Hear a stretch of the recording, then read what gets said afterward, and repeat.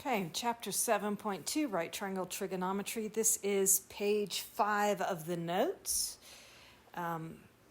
Definitely want to make sure there's some stuff at the top here you are comfortable with, otherwise this page is going to go fairly quickly. So the basic trig functions, the ones that you will find on the calculator and the ones that you need to be super comfortable finding the ratios for, are the sine of theta, cosine of theta, and tangent of theta. And so real quick, just the reminder, the sine of theta is the length of the opposite side over the hypotenuse. And we're going to use our SOHCAHTOA to remember everything.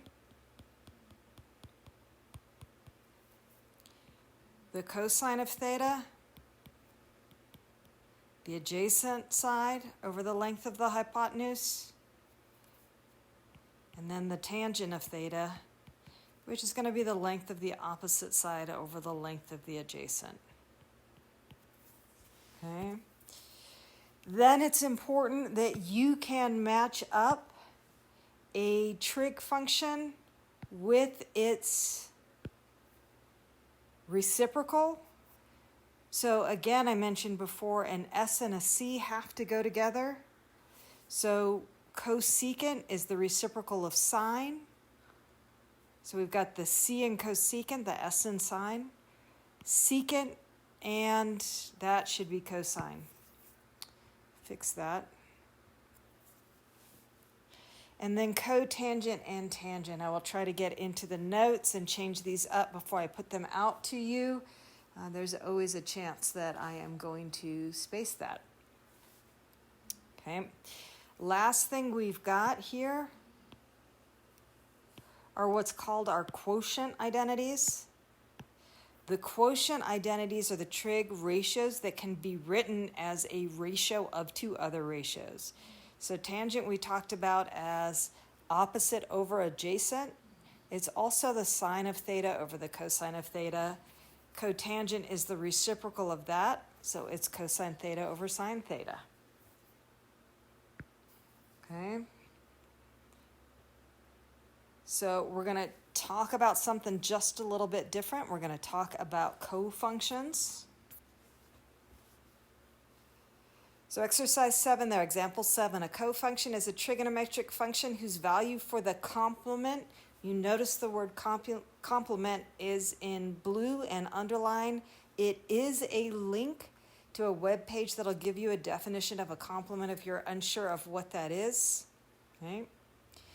So the complement of an angle is equal to the value of a given trigonometric function of the angle itself. So that's super helpful. So let's back up a minute and then we'll take a look at a couple of examples. In a right triangle, the two acute angles are complements of each other because the angle measures add to 90 degrees.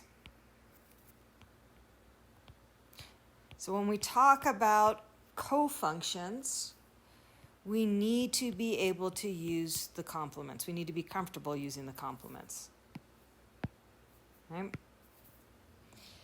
So cofunctions, sine and cosine are cofunctions, secant and cosecant are cofunctions, tangent and cotangent. So yeah, it's the co of the function that is the cofunction. So we're going to start off by talking about complements. Remember that the ratio value of a function is going to be equal to the ratio value of the cofunction of the complement. So a complement, two numbers have to add to 90 degrees. So to find the complement of 10, we're going to subtract that from 90, and we get the complement of 10 degrees is 80 degrees. On B, the complement of 80.6, we're going to take our 90 degrees, we're going to subtract 80.6, and we get a complement of 9.4. So the complement of 80.6 degrees is 9.4 degrees. This one, C, looks a little different. We're no longer talking about degrees. We want this in terms of radians. And so important to remember that 90 degrees is pi over 2 radians. So we're going to do the exact same thing we did up top. We're going to take our pi over 2. We're going to subtract our pi over 3. Remember that in order to be able to subtract fractions, we've got to have a common denominator. So we're going to go ahead and work that in. And we get what? 3 pi over 6 minus 2 pi over 6. We end up with the complement of pi over 3 being pi over 6. One more time here.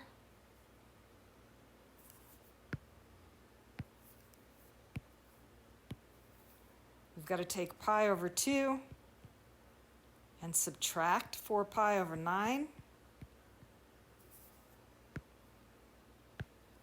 Again, common denominator. So we multiply this one by 9, this one by 2. We get 9 pi over 18 minus 8 pi over 18. Denominator stays the same when we're subtracting fractions. We subtract the numerators, we get 1 pi. So the complement of 4 pi over 9 is 1 pi over 18.